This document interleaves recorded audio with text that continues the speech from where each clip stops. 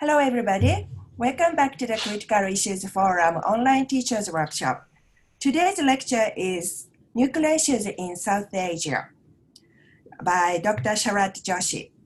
Dr. Sharad Joshi is an associate professor at Middlebury Institute of International Studies and teaches courses in and researches topics related to terrorism and nuclear issues in South Asia and Southeast Asia. He first came to the Middlebury Institute as a postdoctoral fellow at the James Madison Center for Nonproliferation Studies in 2006 and joined the full-time faculty in 2011. His wide-ranging interest in international relations was sparked in middle and high school in India during the tumultuous years when the Cold War ended. Dr. Joshi's research interests focus on several issues pertaining to terrorism and nuclear weapons, especially in South Asia. This includes decision-making and strategies on the part of these groups, including terrorist financing, CBRN terrorism, and rivalry and cooperation amongst the terrorist groups. His research on nuclear weapons in South Asia includes examining the nuclear rivalry in the subcontinent and issues related to security of nuclear weapons in Pakistan. He received a PhD in International Affairs from University of Pittsburgh and MA in Politics from Jawaharlal Nehru University and BA with honors in Economics from University of Rajasthan. So today I'm very happy to have Dr. Sharad Joshi for this year's Critical Issues Forum online teachers workshop. So I'm going to give you the microphone, Sharad. Thank you. Can I speak now? Okay. Thank you for this opportunity. I think this is a really important issue, a case study of regional non-proliferation challenges, issues, in this case specifically focused on South Asia. So this is a sort of a condensed version of a course that I teach in spring semester at the Middlebury Institute, which is called Nuclear Issues in South Asia, which covers a variety of crucial topics dealing with nuclear weapons proliferation in South Asia, including issues related to the causes, history, decision-making, as well as existing trends dealing with nuclear weapons expansion, as well as key issues related to the non-proliferation regime in South Asia. So to begin with, I think it is important to understand the broader context in which we study nuclear weapons. Now, South Asia involves a variety of countries. We generally think of South Asia as comprising the region which includes Pakistan, India, Sri Lanka, Bangladesh, Nepal, Maldives, and frequently Afghanistan also, although Afghanistan is frequently regarded also as part of Central Asia. But when we think of security issues in South Asia, whether it is insurgency, terrorism, human security related issues, we generally also consider Afghanistan to be part of South Asia. So that gives us an idea of what sort of geographical region we are talking about, because sometimes there is confusion between South Asia and Southeast Asia. Southeast Asia is the region from Myanmar eastwards, and South Asia is between Afghanistan and Bangladesh. Now, the other point is that although we are talking about nuclear weapons in South Asia, which really involves India and Pakistan, because there are no other nuclear powers in South Asia, we also have to consider how nuclear issues in South Asia, how they are influenced by how they interact with decision making by powers outside of South Asia, especially nuclear powers outside of South Asia. And here I think China is especially important. So even though China is not considered as part of South Asia, but it is an integral actor in helping us understand nuclear weapons decision-making alliances in South Asia, in between India and Pakistan. So China is a really important part of our study of nuclear weapons in South Asia. And then there are other external actors also who have an important bearing on nuclear weapons issues in the region, including especially the United States, but also Russia, the United Kingdom, as well as countries like Israel, which has become an important defense partner of India. So that's a bit about geography. Understanding what South Asia is, and also realizing that we cannot understand nuclear issues in South Asia simply in isolation from other parts of the region or even the world. South Asian nuclear issues also have to be understood in context of the global non-proliferation regime, as well as important entities within the nuclear commerce community, including, for instance, the Nuclear Suppliers Group.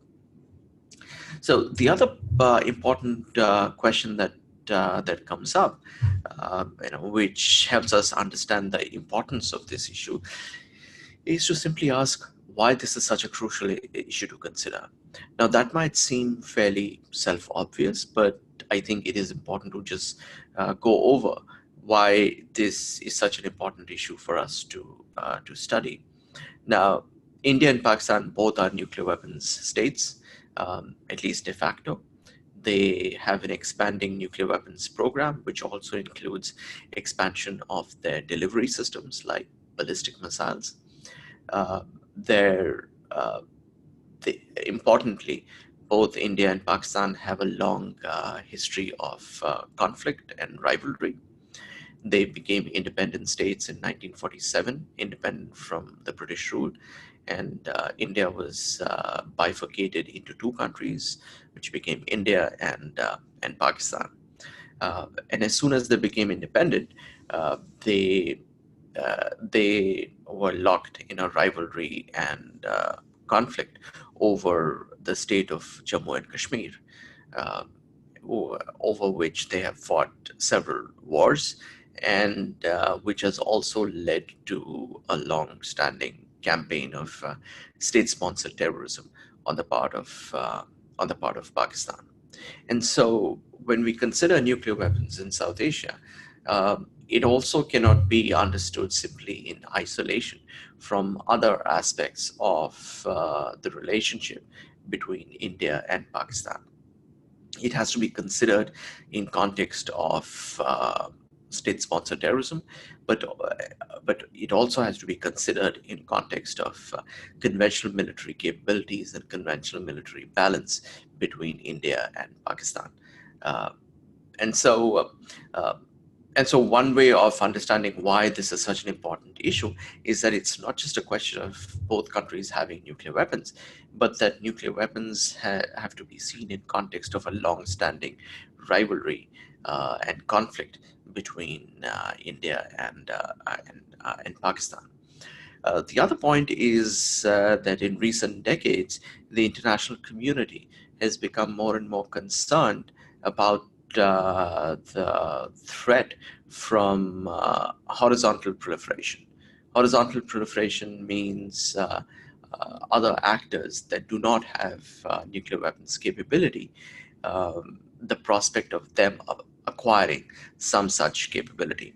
And I think the revelations of the AQ Khan nuclear proliferation network, which was officially uncovered in 2004, 2005, that really demonstrated the centrality of South Asia in in context of threat perceptions from horizontal proliferation, and especially the Pakistani nuclear weapons program.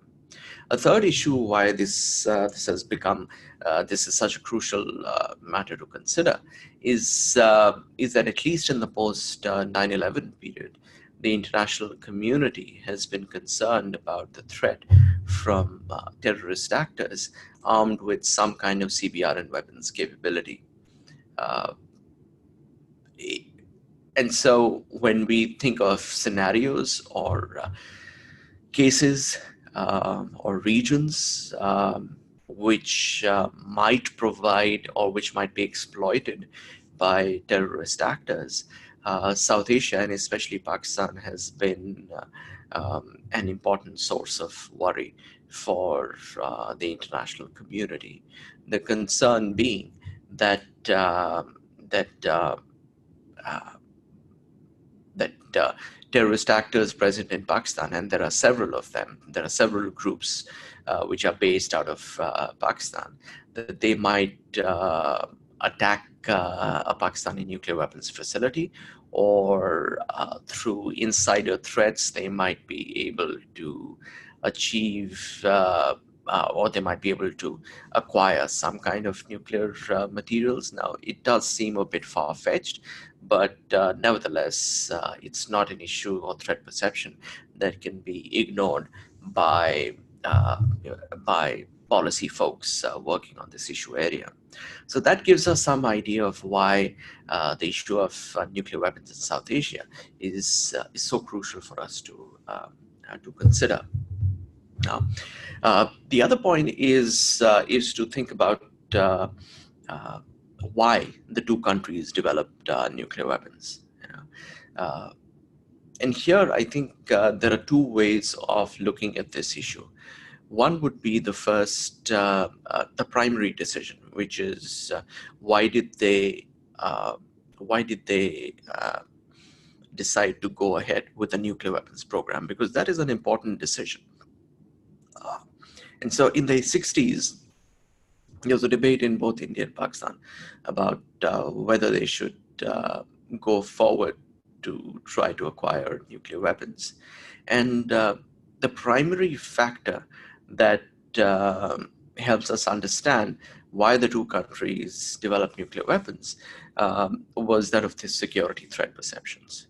Now, scholars like Scott Sagan and other senior scholars and experts have written conceptually, theoretically about the different models and different factors that influence a country's nuclear weapons decision making. It could be security threat perceptions, it could be prestige related issues, it could be domestic factors, it could be bureaucratic factors. But security threat perceptions were an important early factor which helped guide the Indian and Pakistani nuclear thinking and decision making. Now, remember that both India and Pakistan had fought several wars, over the last, have fought several wars over the last 70 odd years that they've been independent states. In the Indian case, I think the 1962 war that it fought with China, in which it was defeated, that was an important factor that influenced Indian security thinking, not just nuclear, but security thinking, as a way of trying to answer this important question, which was how can India better secure itself from its primary adversary, which was China. And I think China's testing of its first nuclear weapon, nuclear device in October 1964, that again created a sense of urgency within the Indian policy establishment over over the nuclear weapons decision. But again, this was not a done deal. In the 60s, when you look at discussions and histories of the Indian nuclear weapons program, you had Indian policymakers who were looking for the other options of other options to try to alleviate the security concerns, whether through some kind of a credible military alliance with a great power, or other ways of securing itself, like a major expansion of its conventional military capabilities. In the end, uh, I think the security threat perceptions from China influenced India's nuclear weapons decision. It eventually led to India developing a nuclear weapons capability, and it tested its first nuclear device in May 1974. So in the Indian case, it was really security threat perception against its most primary adversary, against whom India fought and lost a major war, and an adversary who was developing a nuclear weapons capability. Now, the same dynamic holds true in the case of Pakistan also. Pakistan also fought successive wars with India.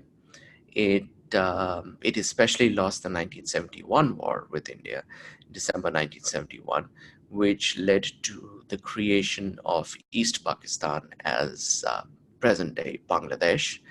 And so that was a major influence on the decision making and thinking of Pakistani defense planners, and that continues till today.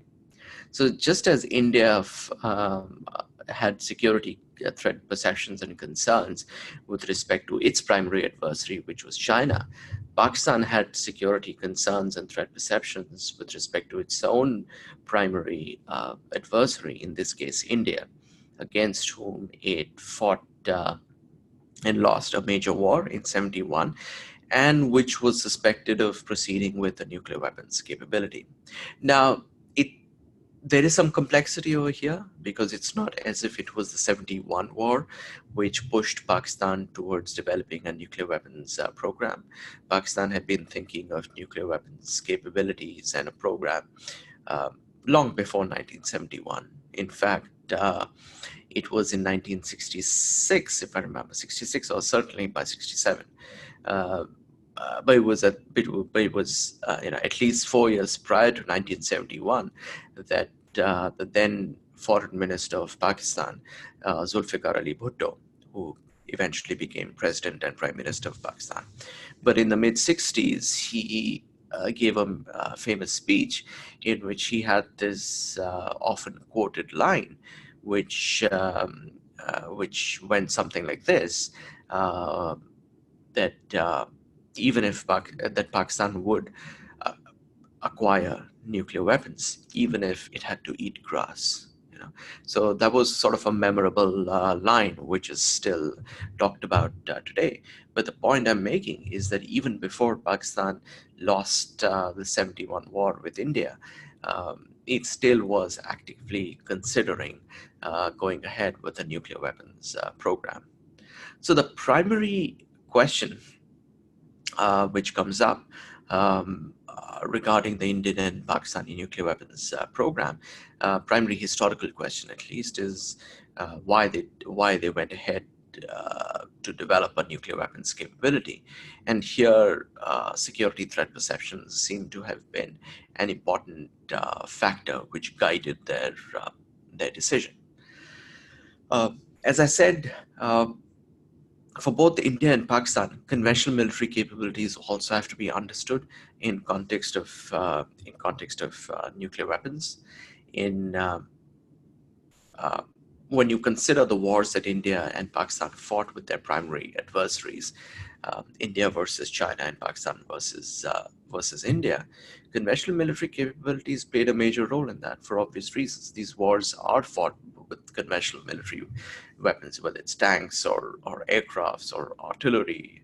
And so nuclear weapons also have to be understood in context of insecurity regarding conventional military capability in both countries. Nuclear weapons, and this is true not just of South Asia, but with other de facto de jure nuclear weapon states, that frequently it can be conventional weapons inferiority that can also be a factor that influences nuclear weapons decision making. From the Pakistani case, from the Pakistani perspective, another important factor which has guided its nuclear weapons thinking has been its strong belief and its objective of trying to be viewed as equivalent to India. When you look at Pakistani foreign policy from its earliest days, from when it became independent, this has been a central pillar of its foreign policy thinking, that it should be regarded as equivalent to India.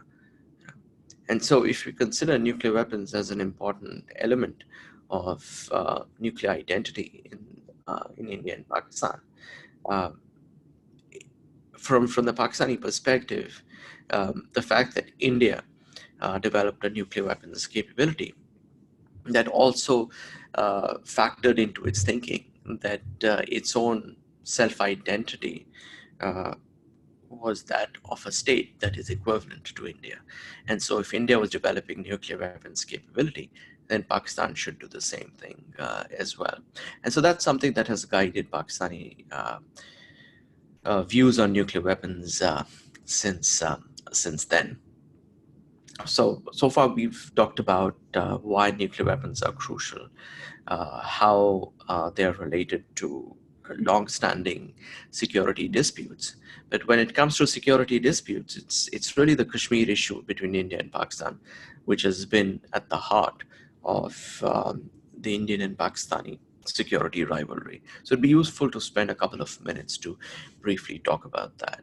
Now, when India and Pakistan were created as independent states, there was a certain self-conception, there's a certain identity that that was part of these newly independent countries. So India viewed itself as a secular republic. You know, it had and has a Hindu majority, but with substantial minorities, including a substantial Muslim minority. And so India proclaimed itself and it viewed itself as a secular state. Pakistan, on the other hand, did not proclaim itself as a secular state. Pakistan proclaimed itself, and this is part of the Pakistani constitution also, and is still, that Pakistan is an Islamic republic. So you have two different national identities. They were not necessarily on the same level. So it's not as if India proclaimed itself as a Hindu republic, as a sort of a mirror image of Pakistan, which saw itself as an Islamic republic. Now, the reason why this is important is because Kashmir, Jammu and Kashmir, the state has a Muslim majority, and so for India,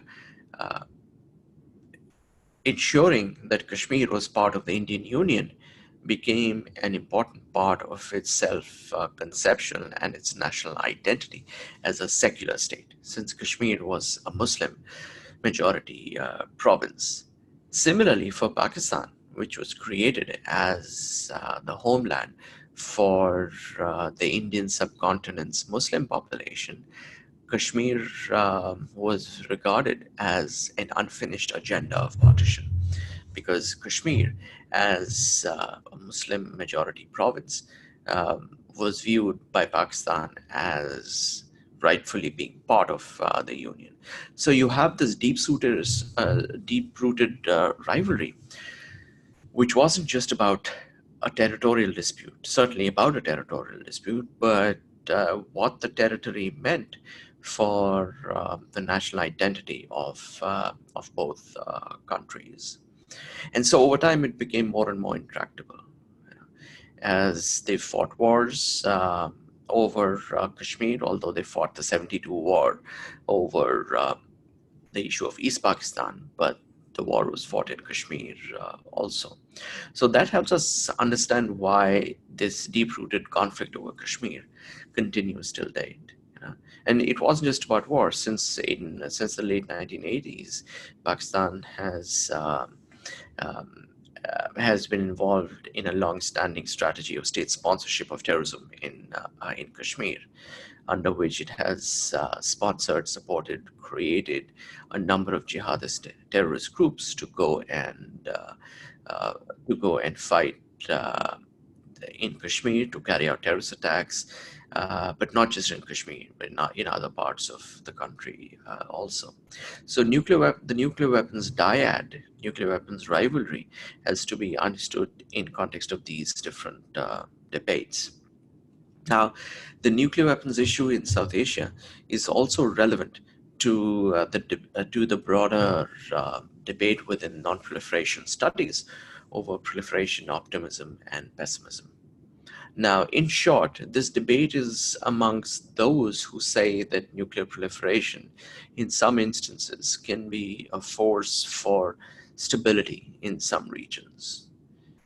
So those would be the proliferation optimists. And on the other side are those that are regarded as the proliferation pessimists, who say uh, that under no conditions can proliferation of nuclear weapons be a source for stability. Their view is that proliferation of nuclear weapons in different parts of the world, including South Asia, Middle East, East Asia, uh, those generally lead to instability in those regions, with attending risks of nuclear use, nuclear accidents, etc.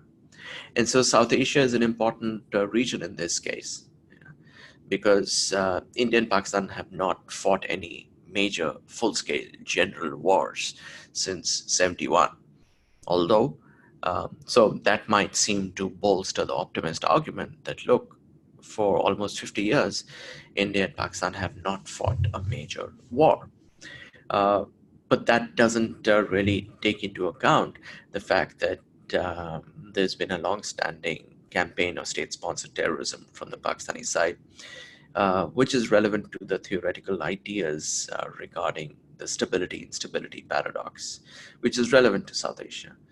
The stability-instability paradox essentially says that uh, under conditions of nuclear deterrence, there might be stability at the highest level, meaning that there might not be uh, a full-scale war between the two protagonists who both have nuclear weapons. But that at the lower level, in the peripheries, there might be plenty of instability.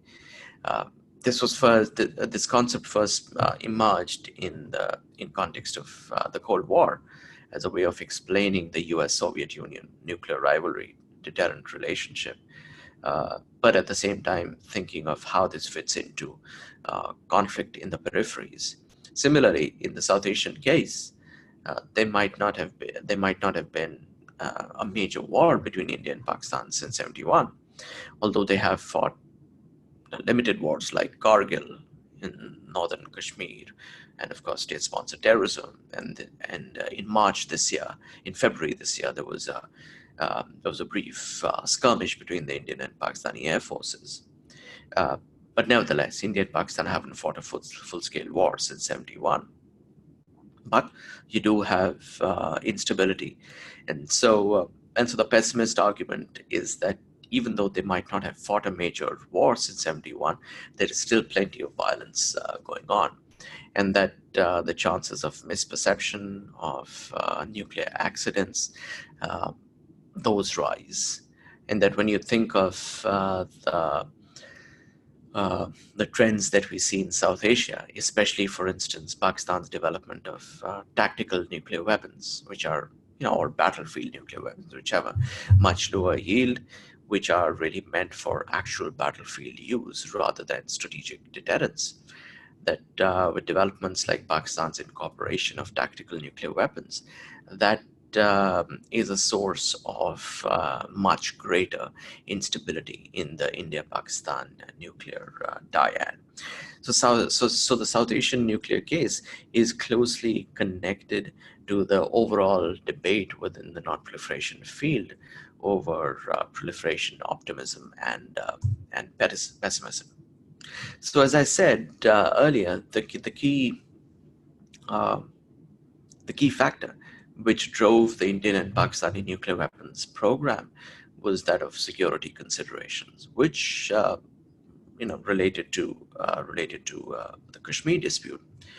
But the fact is that the Indian nuclear decision making was also directed substantially towards China, and one can argue that most of the expansion of the Indian nuclear weapons program in the contemporary period is really geared towards the perceived threat from China, with whom India also has an important territorial dispute.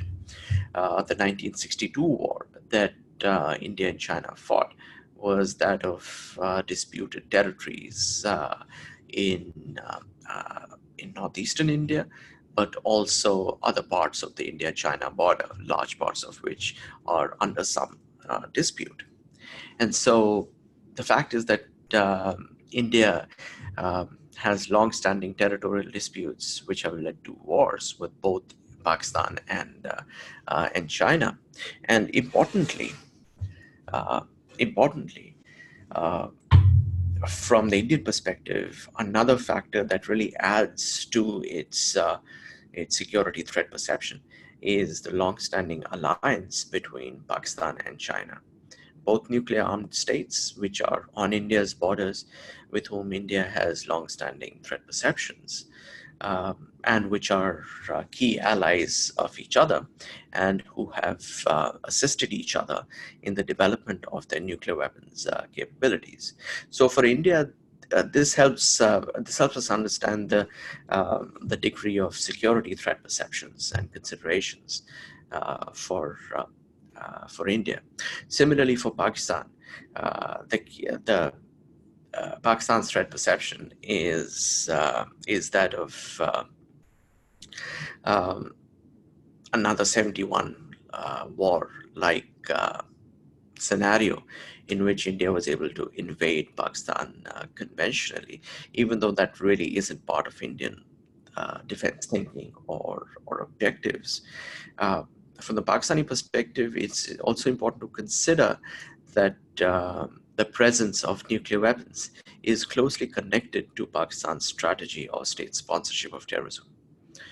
Because the Pakistani thinking has been that now that it has nuclear weapons, India would not be able to, or would be more cautious about responding with a conventional military attack on Pakistan, or a response to Pakistan in response to Pakistan's strategy of state-sponsored terrorism. So in that sense, one can argue, and some scholars have, that Pakistan's state-sponsored terrorism strategy has been bolstered by its nuclear deterrent. So you have a variety of these security threat perceptions and considerations and objectives that form part of the Indian and Pakistani thinking on nuclear weapons. But that's not the end of the story, because there are other factors which drive decision-making on nuclear weapons as well. For instance, you have issues related to nationalism. That nuclear weapons have also become part of popular culture in India and Pakistan, that they've captured the public imagination, especially since the 1998 nuclear tests by India and Pakistan. You also have domestic politics, which are an important factor. Political parties, other stakeholders like the military in Pakistan or Islamist groups in Pakistan, they have sought to capture the nuclear identity of Pakistan, shape the nuclear identity of Pakistan as a way of bolstering their own position within the country's political system. And then you also have the influence and importance of the scientific and bureaucratic communities in India and Pakistan. Although this factor works in very different ways. So, for instance, in the Indian case, the development of India's ballistic missile program for several decades was guided by the scientific bureaucratic community, or the strategic enclave, as one scholar has termed it. That the scientific community, because of its expertise, because of the permanent nature of the scientific community, as opposed to political leaders, uh, they developed a substantial degree of influence within the Indian nuclear weapons program, through which they were able to guide other decisions related to the nuclear weapons program. In the Pakistani case, the scientific community operated in different ways. You had actors like A.Q. Khan that emerged as part of their proliferation strategy. So the point is that you have one primary question, which is why did India and Pakistan develop nuclear weapons? And then you've got a secondary set of questions, which is what factors influenced other decisions, including, for instance, what kind of nuclear weapons program to pursue, what kind of delivery systems to pursue, and importantly, when to test. So India tested its first nuclear device in May 1974, and then it next tested its nuclear devices in summer 98, and Pakistan followed very quickly. And so each time they tested, one important question was, well, what drove those tests? Was it some kind of an immediate security concern, or was it also some kind of domestic political imperative which drove the decision to test nuclear weapons? And so that gets us to think of other factors beyond just security threat perceptions that influenced the Indian and Pakistani nuclear weapons program.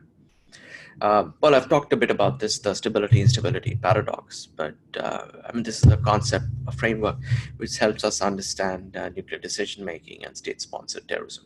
That at the highest level, there might not be a general war between India and Pakistan, but at lower levels, especially in Kashmir, there's plenty of insurgency and terrorism supported by Pakistan.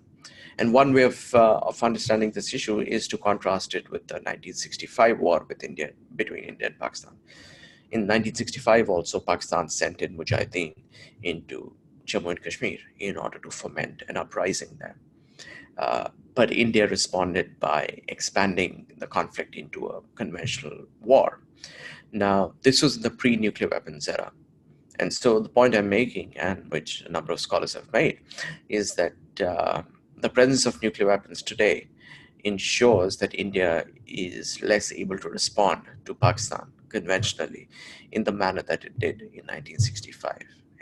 And so that helps us think about how the stability-instability paradox has operated in the present day period. Now, at this point, both India and Pakistan have deployed, operationalized parts of its nuclear weapons program.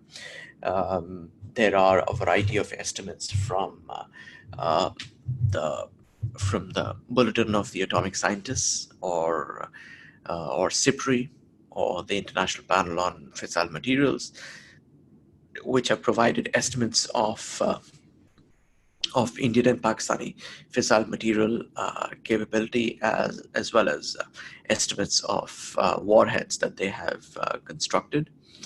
The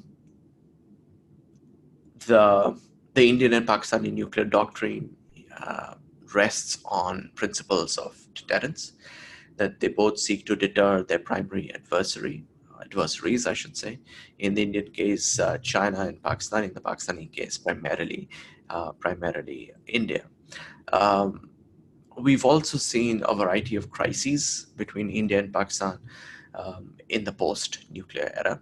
So if you consider the nuclear era in India and Pakistan to have begun sometime around the late 1980s, say in 1987 or so, when even though they hadn't deployed any warheads, um, it was by then it was regarded that the two countries were nuclear capable. Um, and so in the period after 87, we saw a few crises, which were primarily sparked off by terrorist violence in India by Pakistani-backed and supported groups like Lashkar-e-Toiba, like Jaish-e-Mohammed. So for instance, in 1919, there was a major crisis between India and Pakistan, sparked off by Pakistan's strategy of supporting terrorist groups in Kashmir.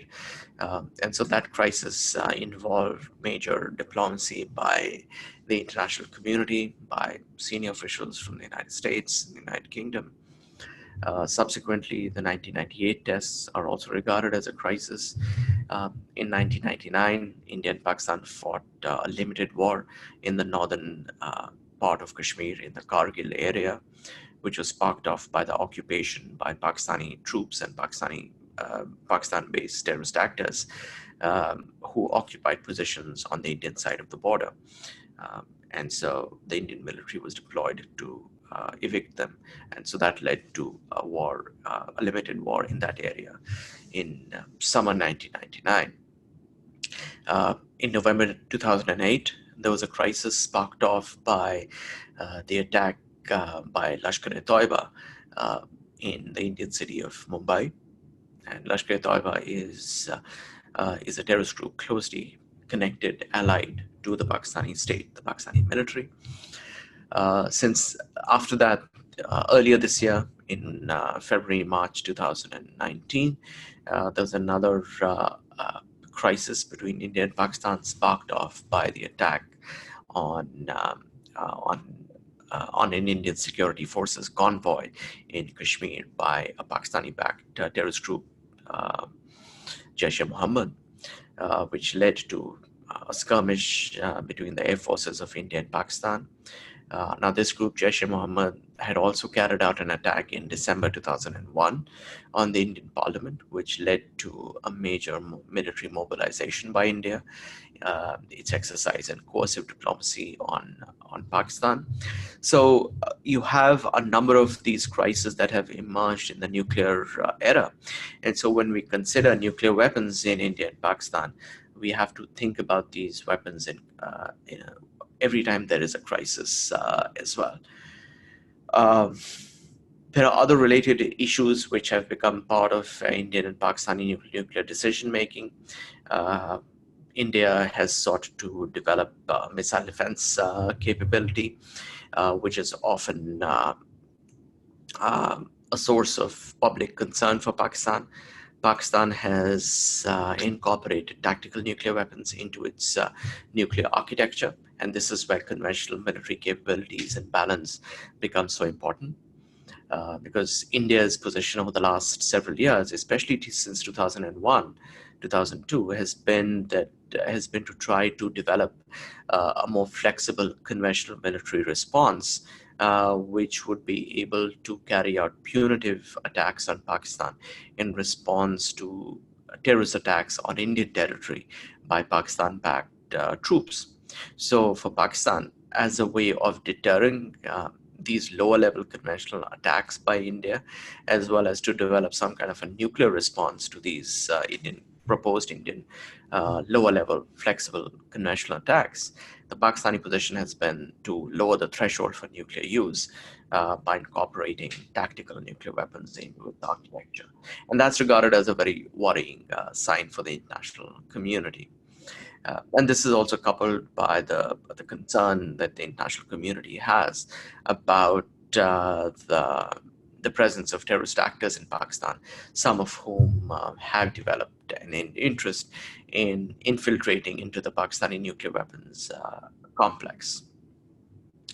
The other point which I think is relevant to consider is how they view the non-proliferation regime, and I'll end on this note. Now, the non-proliferation regime has several components, and India and Pakistan have certain opinions on that. Both India and Pakistan are outside, one of the most important elements of the non-proliferation regime, which is the Nuclear Non-Proliferation Treaty, the NPT. They both regard the NPT as a discriminatory treaty, and so their long-standing position is that they will not be part of the NPT. India and Pakistan also are out of the Comprehensive Test Ban Treaty, which has not yet come into force, and their position is that they will not sign the CTBT under the current circumstances. India, at the same time, has adopted a voluntary moratorium against testing of nuclear devices, but that's not the same as a legally binding commitment to the Comprehensive Test Ban Treaty. The Pakistani position is that if India doesn't sign it, then Pakistan will not be signing the CTBT as well. Another important element of the Non-Proliferation Treaty is the Fissile Material Cutoff Treaty, or the proposed FMCT. And the FMCT has not been officially discussed at the Conference on Disarmament, and one of the reasons for that is that Pakistan has vetoed the adoption of the proposed Fissile Material Cutoff Treaty as an agenda on the item of the Conference on Disarmament, because the Pakistani contention is that the international community needs to regard Pakistan as equivalent to India. Since 2005, the Indian nuclear program has been bestowed with some degree of de facto legitimacy, in the sense that by different actors. The United States signed a civilian nuclear cooperation agreement with India. Washington also championed India's case at the Nuclear Suppliers Group. India sought a waiver from the rules of the Nuclear Suppliers Group, which would allow India to legitimately trade and acquire nuclear weapons or nuclear or civilian nuclear technology from international suppliers. Pakistan did not get the same waiver from the NSG or the same civilian nuclear agreement with the United States. And that has been a constant source of complaint for Pakistan. And so in response to that, or at least in part in response to that, the Pakistani position has been that it would veto any progress on the Fissile Material Cutoff Treaty, which would bind nuclear states to, or anyone else, to desist from producing any fissile material in future. The Pakistani contention is also that they would like any proposed FMCT to consider fissile material stocks retroactively, because the current proposals regarding the FMCT talk about prospective application of the FMCT, meaning that countries which have fissile material, the existing stocks would not be covered. It's all about preventing them from producing future stocks. So the Pakistani concern is that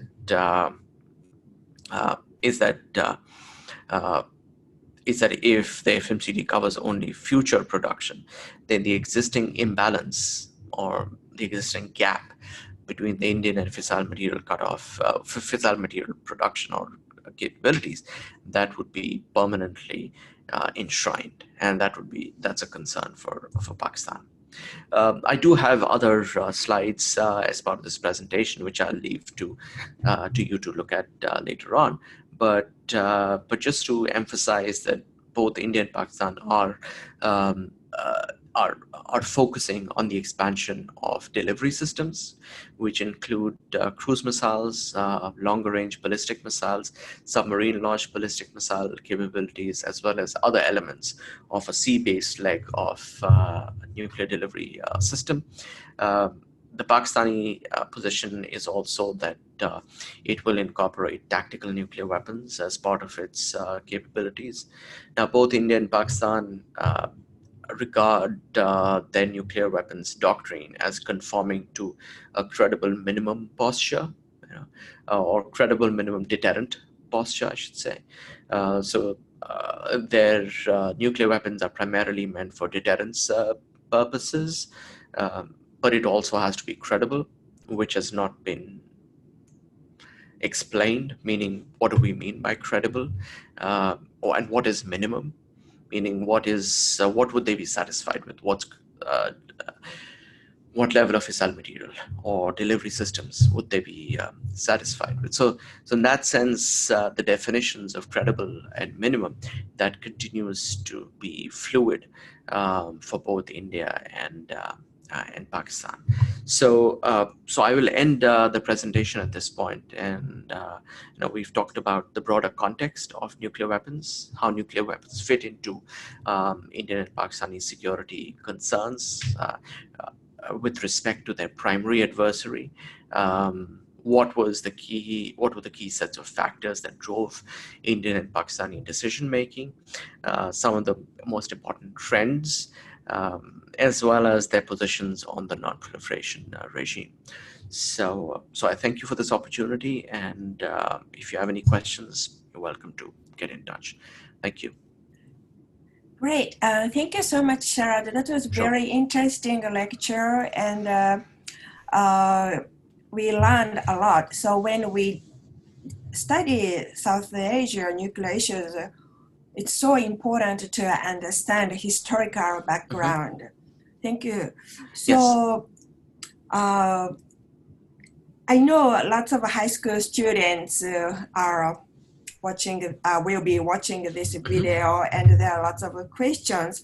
And perhaps one of the main questions many people may have is, you mentioned there are many crises in the past, but of course, fortunately, nuclear weapons have never been used, of course, right. Luckily.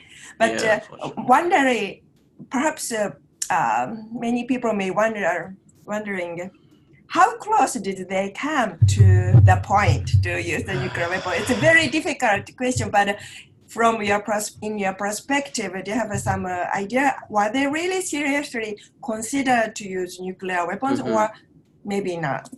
That's a great question, because there's been this debate over whether in different crises between India and Pakistan, whether they have considered any kind of nuclear uses. And this is relevant especially in context of Pakistan, because the Pakistani nuclear weapons doctrine is much more closely tied and integrated with its conventional military forces and capabilities. And so in successive crises between India and Pakistan, there's been this concern that Pakistan would engage in nuclear signaling, moving its nuclear weapons moving its warheads closer to the delivery systems as a way of signaling not just to India, but also to other external powers like the United States, that to try to get India to back off, or to try to get India to concede in that particular crisis. And so again, there's been this debate in the scholarly community over whether there was this kind of movement, and then this became very relevant in context of the Kargil war, when, according to some scholars, Pakistan moved its warheads closer to its delivery systems as a way of signaling. But then other scholars have said that no, nothing like this happened. So this seems to be a very sort of a gray area. It's not, from the Indian perspective, of course, because of India's conventional military superiority, the Indian, with respect to Pakistan at least, its position has been that, if any crisis or any war is restricted to conventional military level, then India would probably prevail. And so India is much more comfortable about focusing just on the conventional military capabilities. Pakistan, as the conventionally inferior power, has always threatened to use nuclear weapons in a crisis or a conflict. But we just don't know to what extent they came close, to what extent Pakistan came close to actually arming its delivery systems, whether it was even serious, if it actually did that, or whether that was just a signaling device to the international community. I mean, I leave that answer to future historians who might be able to make use of declassified documents. So there's some interesting scholars working in this field, historians. So I look forward to them informing us of past history, which would then help us understand the current state of the relationship. Thank you. That's Thank you. a very good way to answer. And I Yes. really hope that future historian look back that it's great that they never used nuclear weapons. Yes. I really hope. Yeah, including, hopefully some of the students who might be listening and who might become, scholars of international relations in future. Right. It's great. So related to the country's relationship, could you also elaborate a little bit more about their efforts to mitigate crisis or confidence building measures, the more efforts to make the relationship better? You're right. That's another really important question, and I didn't really talk about that in my presentation. So, nuclear CBMs, confidence building measures, would be a really important element. There've been a few agreements. For instance, several years ago, India and Pakistan signed an agreement under which every year they would disclose to the other side a list of their nuclear facilities, so that in an actual conflict, they could avoid targeting those facilities because they're next to each other. So any attack on a nuclear facility would have a negative impact on the other country as well. So that's obviously a useful CBM, but much more has to be done. They've had some discussions about sharing of information in times of a nuclear accident, which is also important. But unfortunately, nuclear confidence building measures have been a casualty of the overall suspicion between India and Pakistan, because of which we don't really actually see them negotiating with one another at the highest levels. There are talks from time to time, but nothing that has actually led to any major agreements on any issue, let alone nuclear confidence building measures. So scholars have suggested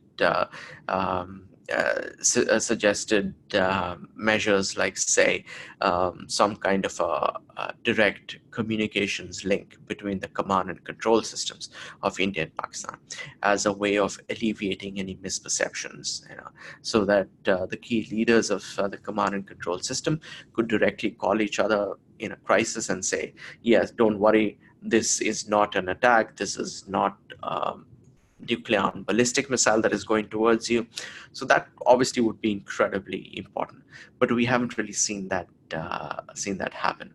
So unfortunately, we really don't see any nuclear confidence building measures being discussed. Even though I think both sides would probably recognize that these would be important for purposes of stability. But there are other factors related to broader suspicion, related to terrorism, for instance, that have prevented these meaningful discussions.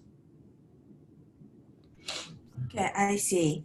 So perhaps it is maybe also a little bit a far-fetched question, but without having a confidence building measures on nuclear issues, perhaps it may be more difficult to have a bilateral like a nuclear reduction treaty between India and, so in your view, what's the condition for these two countries to reach that stage, to have such a bilateral arms reduction treaty negotiation?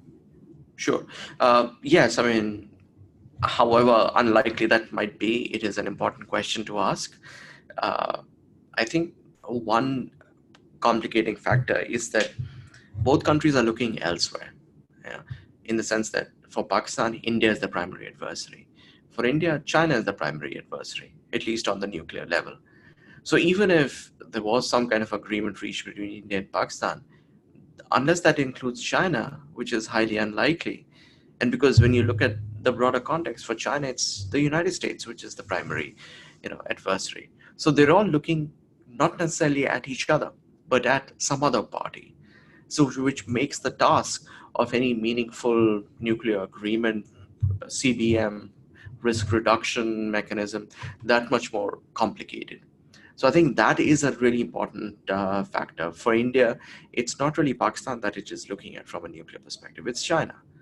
China's looking at the United States. So I think which makes the task of any nuclear risk reduction or any kind of an agreement that much more challenging. So unfortunately, I don't foresee that happening anytime in the future. Okay, so it's important to understand the harsh reality. Yes. And so in your last slide, you mentioned that both countries are expanding delivery systems. Mm-hmm. So are they also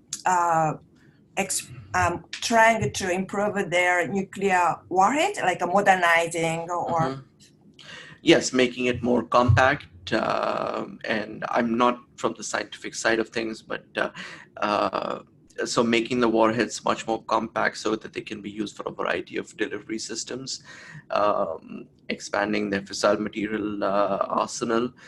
So yes, there is constant development going on with respect to both the warheads as well as the delivery systems and the platforms, from which the delivery systems would be launched. Okay, so my last question, I want to try to end some positive note, Right. because this is this year's project title is Toward a World Free of Nuclear Weapons: The Role of Youth as a Change Agent. So, especially between these two countries, India and Pakistan, are there any active people-to-people diplomacy, especially among the young generations, to make some positive development toward nuclear disarmament? Yeah, that's a great question. I think we do have some initial steps. For instance, you do have some research think tanks in Washington and elsewhere that bring together, a newer generation of younger scholars who have less of that baggage, to think more innovatively, and so bringing them together to work on research projects, write articles. So we do have those kinds of programs in some places, but those are still at a very limited stage. And so I absolutely, and there are programs by important organizations like, say, the Comprehensive Test Ban Treaty, in bringing together junior scholars, emerging scholars from countries like India and Pakistan to sit together, talk to each other, maybe write, present together. Those, I think, it's difficult to see immediate tangible benefits of that, but I think there are longer term benefits that might emerge from that as they become more and more conversant and comfortable working with each other and understanding each other's points of view. So I think that's really where we are. Unfortunately, I don't have much more positive things to say about this issue. Okay, thank you so much. Okay, so now we really understand how the current situation is very difficult. Yes. But that's why we are working on this project, especially for younger generation. So we have a lot of things to do, and but it's so important to understand the current situation and try to find something we can do. So anyway, yeah. Do you have any final comment? No, I just like to thank you for your leadership on this project. It's so incredibly important. Thank you. Great. Thank you so much. Thank you so much for watching this video. And if you have any question, please feel free to contact us. Thank you. Thank you. Bye-bye. Bye. Bye. Okay, I stop.